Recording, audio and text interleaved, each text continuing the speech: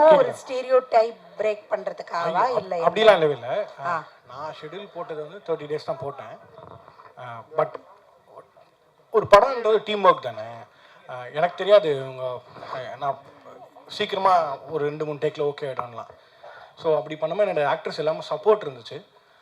Technicians குறிப்பாக கேமராமேனாக இருக்கும். மெயினாக ஒரு படத்தோட செட்டில் இருக்கிறது கேமராமேன் டீம் தான்.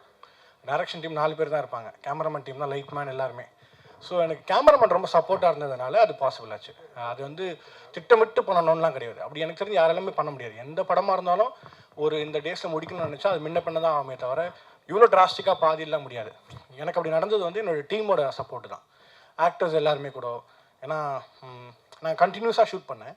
நான் லஞ்ச் பிரேக்லாம் விட்டவே இல்லை. இவங்கெல்லாம் நான் சாப்பிடவே இல்லை, ரொம்ப டார்ச்சர் பண்ணியிருக்கேன். ஸோ யாருமே அப்படி கோச்சிக்கவே இல்லை. ஸோ என்ன நீங்கள் இப்படி கண்டினியூஸாக ஷூட் பண்ணுறீங்கன்னா யாருமே கேட்கல. எல்லோரும் ரொம்ப நம்பினாங்க. ஸோ அதனால் அது பாசிபிள் ஆச்சு. அது வந்து இல்லை அந்த மாதிரிலாம் எனக்கு நான் பிளான் பண்ணி எனக்கு என்ன எடுக்கணும்னு எப்பவுமே தெரியும். அது மட்டும் தான் நான் ஷூட் பண்ணுவேன். வேறு யாருன்னா எக்ஸ்ட்ரா எடுத்துக்கணும் கூட எடுக்க மாட்டேன். அது எனக்கு ஆனால் பழக்கம். ஸோ அப்படின்னும் போது என்னை நம்பினாங்க எல்லாருமே. ஆக்சுவலாக நான் இதுதான் ஓகே அப்படின்னா அதை நான் ஃபஸ்ட்டு ஒரு டேரக்டர் ட்ரஸ்ட் பண்ணணும்ல, கேமராமேன் ட்ரஸ்ட், டீமே ட்ரஸ்ட் பண்ணணும். ஏன்னா படத்தை நான் எழுதியிருக்கிறத வந்து நான் என்னோடய இமேஜினேஷனில் ஒன்று இருக்கும்ல, அதுதான் நான் எடுக்கிறேன்றதை கூட இருக்கவங்க முதல்ல நம்பணும். அதை நம்பாத போது தான் நமக்கு சிக்கல்கள் வரும். எனக்கு இதில் எல்லாரும் நம்பிட்டாங்க. அதனால் ரொம்ப ஈஸியாக இருந்துச்சுன்னு நினைக்கிறேன். Director sir, Jayachandran. வணக்கண்ணா சார். இப்போது பெண் சுதந்திரம் அப்படின்னு சொல்லிட்டு தான் இந்த படத்தை எடுத்திருக்கீங்க. ஏற்கனவே லிஜோ வந்து இன்னொரு படம் நடிச்சிருந்தாங்க, காதல் என்பது பொது உடைமை அப்படின்னு சொல்லிட்டு. கிட்டத்தட்ட அதையும் வந்து பெண் சுதந்திரம் அப்படின்னு தான் சொன்னாங்க. பட் இந்த படத்தில் நீங்கள் வந்து 2 பெண்களுக்கு இடையில் உள்ள ஒரு பிரச்சனையை தான் நீங்கள் காரணம் பண்ணிருக்கீங்க. ட்ரெய்லர் பார்த்தா அப்படி தெரியுது. நீ என் புருஷனை கேட்க வந்தியா அப்படின்ற மாதிரி தான் கேட்குறாங்க. ஒரு டைலாக் வருது. நீங்கள் இந்த பெண் சுதந்திரம்ன்றதை வந்து எந்த வகையில் வரையறுக்கிறீங்க?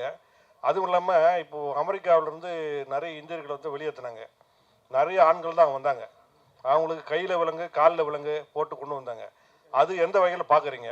அது ஒரு சுதந்திரமா? இல்லை இந்தியா வந்து சுதந்திரமாக தான் இருக்குது. போர் விமானத்தில் கொண்டு வந்து இங்கே இந்தியாவில் இறக்குனாங்க. இதை பற்றியெல்லாம் அவங்களோட கருத்து ஏதாவது கொஞ்சம் சொல்ல முடியுமா? அண்ணா, கையில் விலங்கு வந்து ஆணுக்கு போட்டாலும் தப்பு தான், எந்த மனிதருக்குமே போட்டாலும் தப்பு தான். அது ஒன்று. இது குறிப்பாக இது பெண்ணிய படமே இல்லை. ஆக்சுவலாக இது வந்து நான் ஒரு ஆணாக இருக்கிறதுனால குறிப்பாக இது பெண்ணிய படம் இல்லை. பெண் விடுதலை என்பது எல்லாருக்குமானது தான். ஸோ வந்து பெண் விடுதலை பற்றி இந்த படம் பேசலை. நான் கண்டிப்பாக பெண் விடுதலை என்பது பெண்ணுக்கானது. அது ஒரு பெண்ணை பெற்றுக்கொள்வாள். நான் ஒரு ஆணாக அதை பற்றி பேசணுன்ற அவசியம் இல்லைன்னு நினைக்கிறேன்.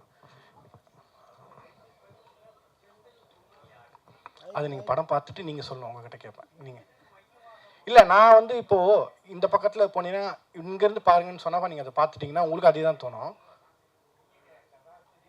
ஆமாம், இல்லை அது நான் ஒரு நான் அதை வந்து ஒரு சர்ப்ரைஸாக வச்சுருக்கேன்.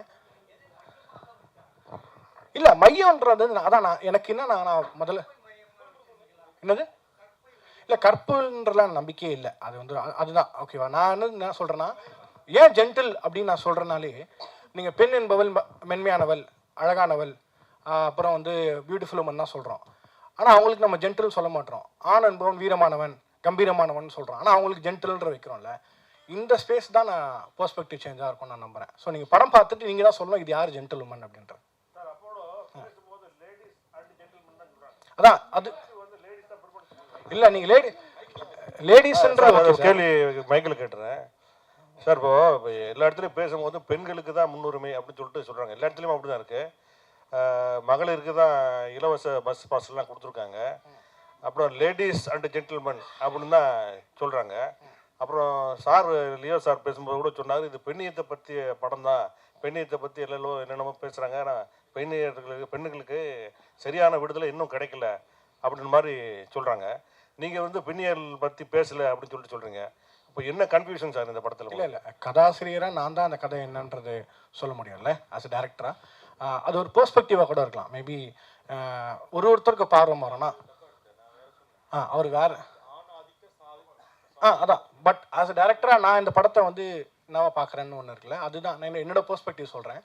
இப்போ அவர் சார் கேட்ட மாதிரி யார் ஜென்டில்னாரு, இப்போ அவர் ஒரு பாயிண்ட் ஆஃப் வியூவில் அந்த பாயிண்ட் ஆஃப் வியூ தான் அந்த படத்தோட ஒரு வித்தியாசமாக இருக்கும்னு நினைக்கிறேன். நம்ம படம் பார்த்த பிறகு கண்டிப்பாக நம்ம எல்லாருக்கும் இதை பற்றி இன்னும் பயங்கரமாக டிஸ்கஸ் பண்ணுவோம். இந்த கதையின் நாயகன் அப்படியா? அப்படிலாம் காட்டல சார். அதாவது உன் ஃப்ரெண்டா கதையின் நாயகன் வந்து வேறு ஒரு வடிவத்தில் வேறு ஒரு நிறத்தில் இருக்காரு. நாயகிகள் 2 பேருமே சிவந்த நிறத்திலும் சார் ஆக்சுவலாக சூப்பர் சார். இது ஆக்சுவலாக வந்து எனக்கு நான் வந்து 3 நாளுக்கு முன்னாடி அரியை கூப்பிட்டேன்னு சொன்னல. ஏன்னா நான் முதல்ல இந்த கதையை பண்ணும்போது நான் வந்து அரிக்கு சொல்லியிருக்கேன் நான் ஒரு நைட்டு என்னன்னா இந்த மாநிலத்தில் இருக்கிற ஒருத்தரை நம்ம வந்து கேஷ் பண்ணக்கூடாது அப்படின்றது நான் ரொம்ப கான்ஷியஸாக இருந்தேன். அன்ஃபார்ச்சுனேட்லி நான் ட்ரை பண்ண ஆக்டர்ஸ் இருக்காங்களே அவங்க யாருமே வந்து நான் எதிர்பார்த்தக்கூடிய ஒரு பெர்ஸ்பெக்டிவோ ஒரு ஷேப் அவங்ககிட்ட வரல. அப்புறம் எனக்கு ஒரு நாள் தோணுச்சு நானே அப்படி முதல்ல நினைக்கணும் நிறத்துக்கு என்ன சம்மந்தம் இருக்குது அப்படின்றதுனால ஸோ அப்படி நம்ம நினைக்கக்கூடாது கதை ஒரு கதாபாத்திரம்னு வச்சு அப்படின்றதுனால தான் நான் திருப்பி இதுக்கு போனேன். ஸோ இப்போ ஒரு கேள்வி வருது இந்த கேள்வி எழுதும்போது எனக்குமே எடுக்கும்போது இருந்துச்சு அப்படி நினைக்க வேண்டாம் அப்படின்னு நினச்சி தான் நான் வந்து இப்படி போயிட்டேன் சார். ஸோ நான் கலர் நான் பார்க்கல. லிஜோ மேடம், ஹரி வந்து எல்லா படத்துலையும் நல்லவராக நடிச்சிருக்காரு. இந்த படத்தில் வந்து உங்களை கேரக்டர் தான் கத்தி வருது குக்கர் வருது, நீங்கள் என்ன பண்ணீங்க? கிரைம் சப்ஜெக்டாக என்னது இது? ஹரி எந்த படத்தில் நல்லவனாக நடிச்சாரு? பெரும்பாலான படத்தில் நல்லவன். இது வந்து கிரைம் சப்ஜெக்டா? அவரை நீங்கள் என்ன பண்ணீங்க? நான் அவரை எதுவுமே பண்ணல. இல்லை, இது ஒரு க்ரைம் சப்ஜெக்ட் எல்லாம் இல்லை. நான் இங்கே எல்லாரும் முன்னாடியே பேசின மாதிரி நிறைய விஷயங்கள்ல நிறைய பேரோட பெர்ஸ்பெக்டிவ்ஸை சேஞ்ச் பண்ணுற மாதிரி ஒரு படம். பட் இது த்ரில்லர் சப்ஜெக்டே இல்லை. நீங்கள் படம் பார்த்துட்டு நீங்கள் சொல்லுங்கள் இது என்ன ஜானரில் வேற படம். Correct sir. இன்னொரு கேள்வி, அதாவது பெரும்பாலும் படங்கள் வந்து தமிழ் படங்கள் வந்து வெளிநாட்டு படங்களை தழுவித்தான் எடுக்கிறாங்க அப்படிங்கிற ஒரு குற்றச்சாட்டு இருக்குது. இது வந்து பார்த்தீங்கன்னா ஒரு மென்மையான ஒரு சோகம் இதில் படர்ந்துருக்க மாதிரி தெரியுது இந்த படத்தில். ஆனால் இதே நேரத்தில் 2 விமன் இந்த சொஃபியா லோரன் நடித்த படம் ஒன்று முன்ன வந்தது. 2 விமன் சோஃபியா லாரன் நடித்த படம். Sophia Loren, okay. அது வந்து 2 பெண்களை பற்றியது தான், அம்மா மகளை பற்றியது தான்.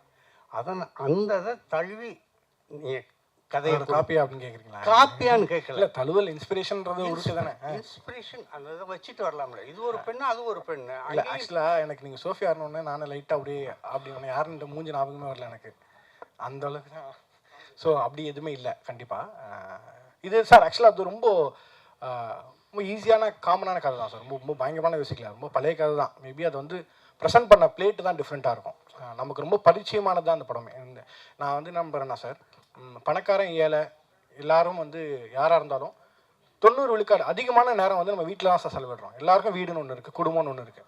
அந்த குடும்பத்தில் இருக்கிற விஷயங்களை வச்சு தான் நான் ஒரு கதையாக நான் செட் பண்ணியிருக்கேன். ஸோ அது வந்து ஒரு ரியல் லைஃப் கனெக்ஷன் தான் இருக்குமே தவிர படம் தழுவலாம் இல்லை சார். என் வாழ்க்கையிலும் தழுவல் இல்லை, அதுவும் சொல்லிடுறேன். இந்த மாதிரி ஒரு பொய்ட்ரிக்கான படம் பண்ணணுங்கிற இன்டென்ஷன் எப்படி வந்தது? இல்லை முதல்ல நீங்கள் எழுதின கதையா ஃபஸ்ட்டு இதான் பண்ணுவேன் அப்படிங்கிற மாதிரி? இல்லை, இது கமர்ஷியல் படம் தான். தியேட்டருக்கு வர எல்லா படமும் கமர்ஷியல் படம் தான்.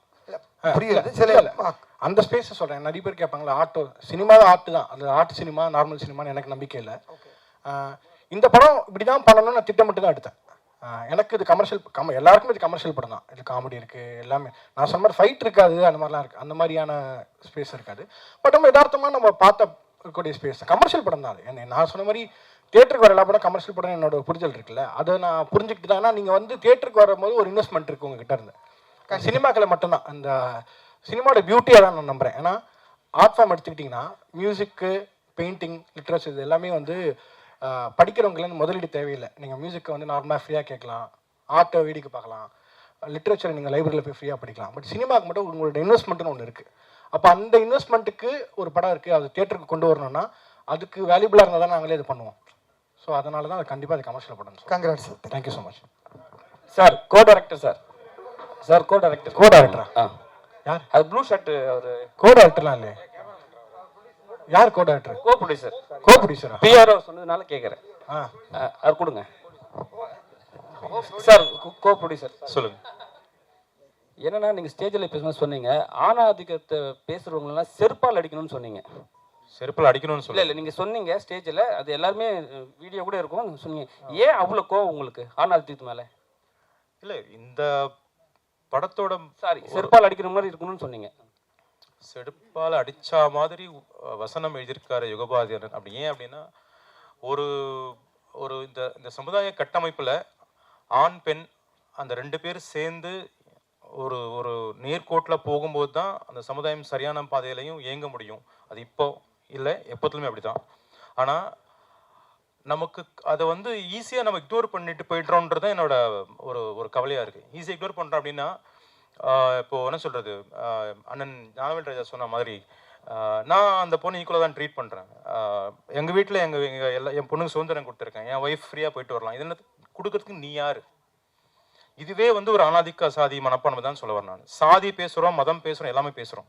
ஆனால் ஆணாதிக்கம் அப்படின்றது இந்த இடத்துல ஒரு சொன்ன மாதிரி ஆக்ட்ரஸ்ன்ற பேரை யூஸ் பண்ணுவோம், ஹீரோயினின்ற பேரை யூஸ் பண்ணுவாங்க. ஆக்சுவலாக ஹீரோயின்றவங்க சொல்லுவாங்க, ஆர்டிஸ்ட், காமனாக ஆர்டிஸ்ட். அந்த சாதி அந்த அந்த ஆதிக்க மனப்பான்மை தான் வந்து ஒழிக்கணும்னு சொல்கிறோம். நான் இல்லையேன்னு சொல்லிட்டு நீங்களே நம்ம சொல்லிக்கலாம். ஆக்சுவலாக ஒவ்வொருத்தரும் சொல்லிக்கலாம். நான் அப்படி கிடையாதுங்க. ஒரு லேடி வந்தாங்கன்னா நான் சீட்டில் உட்காந்துருந்தா உடனே நான் சீட்டை கொடுத்துருவேன், என் சீட்டை நான் கொடுத்துருவேன் அப்படின்னு சொல்கிறாங்க பார்த்தீங்களா? அது மாதிரி மனசு எல்லாருமே எனக்கு ஏற்கனவே உரித்தானது தான் வந்து இந்த சமுதாயத்தில் இருக்குது, அதை தான் நான் கொடுக்குறேன்னு சொல்கிறேன் பார்த்தீங்களா? அது தப்புன்னு சொல்ல வரேன் நான். இது வந்து எல்லாருக்குமான சமமான உலகம். அந்த உலகத்தில் இர்ரெஸ்பெக்டிவ் ஆஃப் ரிலீஜன், மதம், இனம், சாதி எல்லாத்தையும் சார்ந்து இருக்கிற அந்த சமுதாயத்தில் எல்லாருமே பெண்ணை வந்து ஆணுக்கு கீழே தான் பார்க்குறாங்க, பலவீனமாக பார்க்குறாங்க. சார் இப்போ தமிழ்நாட்டில் இருந்து எல்லா நாட்டிலையும் சரி பெண்ணை வந்து கீழே தான் பார்க்குறாங்கன்னு சொல்கிறீங்க. ஆனால் நம்ம ஒரு விஷயம், நம்ம மேரேஜ் ஆகிட்ட பிறகு ஃபஸ்ட்டு என்ன போடுறோம்? இவரோட மனைவியின் பெயரா, இப்போ என் பேர் வந்து மோகன்ராஜ். இப்போ நம்ம எழுதும் போது ஐயா நான் சமுதாயத்துல நீங்க ஒரு ஃபார்மாலிட்டிக்கு போறத நான் சொல்ல வரல. நல்லா சார், இது ஃபார்மாலிட்டி கிடையாது சார், இது ஃபார்மாலிட்டி கிடையாது. இது சரிங்களா? பெண்ணை வந்து நம்ம முன்னிலைப்படுத்திக்கிறோம். நம்ம இப்போ கூட பண்ணிட்டு தான் இருக்கும். ஆனால் சில விஷயத்துல சில தவறு நடக்கத்தான் செய்யுது. அதை வந்து நீங்க வந்து ஃபார்மாலிட்டி சொல்லவே கூடாதுல்ல சார்? இல்லை, என்னோட பாயிண்ட் ஆஃப் வியூ சொல்கிறேன் நான். என்னோட பார்வையில் இப்போ நீங்கள் ஒரு பத்திரிக்கையில் போடுறீங்க, ஒரு இன்விடேஷன் போடுறீங்க. ஃபார் எக்ஸாம்பிள் அண்ணன் சொன்ன மாதிரி லேடிஸ் அண்ட் ஜென்டில்மேன் சொல்கிறாங்க. இது வந்து வழக்கம், ஸ்டீரியோ டைப். இது அதுதான் வந்து இயக்குனர் ஜோஷோ வந்து அதை அழகாக உடைச்சிருக்காரு, சூப்பராக உடைச்சிருக்காரு. அது வந்து அருமையான வரிகளும் அங்கே சேர்ந்து இருக்கு. ஓகேங்களா? நீங்கள் படம் பார்க்கும்போது தெரியும் உங்களுக்கு. ஆக்சுவலி இப்போ நம்ம சொன்னது என்னன்னா, அந்த கோர் தீம் என்ன சொல்ல வரோம் அப்படின்னா, ஒரு ஆம்பளை என்ன வேணா பண்ணலாம், ஒரு ஆம்பளை என்ன வேணா பண்ணிட்டு அதை சாதிக்கலாம், அதை வந்து நல்லதுன்னு சொல்லலாம், இல்லை அதை வந்து ஜஸ்டிஃபை பண்ணலாம். ஓகேங்களா? அதை ஏற்றுக்கிற சமுதாயம் தான் நம்ம இருக்கோம், அதுதான் இருக்கணுன்றதான் சொல்ல வராங்க ஆக்சுவலாக. ஸோ அதை நீங்கள் படம் பார்க்கும்போது உங்களுக்கு முழுசாக புரியும். டேரக்டர் சார்ட்ட கொடுங்க. டேரக்டர் சார், நீங்கள் படத்தில் வந்து நீங்கள் சொல்லியிருக்கீங்க, அந்த சாங்ஸ் ஒன்று காட்டியிருக்கீங்க, கண்ணாடியை உடைச்சிட்டு அந்த பெண் வந்து பொட்டு தாலி எல்லாம் எடுக்கிறாங்கன்ட்டு. ஆனால் தமிழ்நாட்டில் பொறுத்த வரைக்கும் நம்ம தாலிக்கு பெரிய முக்கியத்துவம் கொடுப்போம். சரிங்களா? பெண்கள்னாவே தாலி, குடும்பத்து பெண்கள்னாவே அந்த விஷயத்த வந்து மறுக்கவே மாட்டாங்க யாருமே. சரிங்களா? நீங்கள் வந்து ஒரு விஷயத்த உடைச்சிருக்கீங்க. இது தமிழ்நாட்டில் எந்த வித சாத்தியம் இல்லைண்ணா. ஆக்சுவலாக வந்து நீங்கள் சொல்கிறீங்களே தமிழ்நாட்டில் அப்படி, அது வந்து நம்ம எல்லா மக்களோட கருத்தாக நான் சொல்ல முடியாதுல்ல. என்னோட கற்பனையாக நான் அது ஒரு கதை வச்சுருக்கேன். படத்தில் வரும்போது அது கோர்வையாக வரும்போது உங்களுக்கு புரிஞ்சிடும். ஒட்டுமொத்த மக்கள், தமிழ்நாட்டு மக்களோட பிரதிநிதியை நம்ம என்னையும் நான் சொல்ல முடியாது, உங்களையும் சொல்ல முடியாது. அது உங்களோட ஒரு கொஸ்டினாக நீங்கள் வைக்கிறீங்க. இது சினிமான்றதுனால நம்ம படத்தை பார்த்துட்டோன்னா அது ஒன்றும் கிளியராக டிஸ்கஸ் பண்ண முடியும் நான் நம்புறேன். இவ்விழாவிற்கு வந்திருந்து சிறப்பித்த அனைவருக்கும் அன்பும் நன்றியும். Thank you so much. பொதுவாக வந்து எல்லா படமே வந்து நல்லா இருக்கு ஒரு படம் அப்படின்றது வந்து ஊடகத்து மூலியமா, பத்திரிகை மூலியமாக தான் நம்ம தெரிஞ்சுப்போம். அப்படி இருக்க சூழலில் நான் அந்த மாதிரி இதெல்லாம் நல்ல படம் தேடி பார்த்து படித்ததெல்லாம் ஊடகத்தின் மூலியமாக தான். இன்றைக்கி நான் ஒரு இயக்குனராக வந்திருக்கேன். கண்டிப்பாக ஏன் படத்தையும் அது மாதிரி மக்கள்கிட்ட நீ போய் கொண்டு சேர்க்கும்போது இன்னொருத்தரும் வருவதற்கான சூழல் உருவாகும்.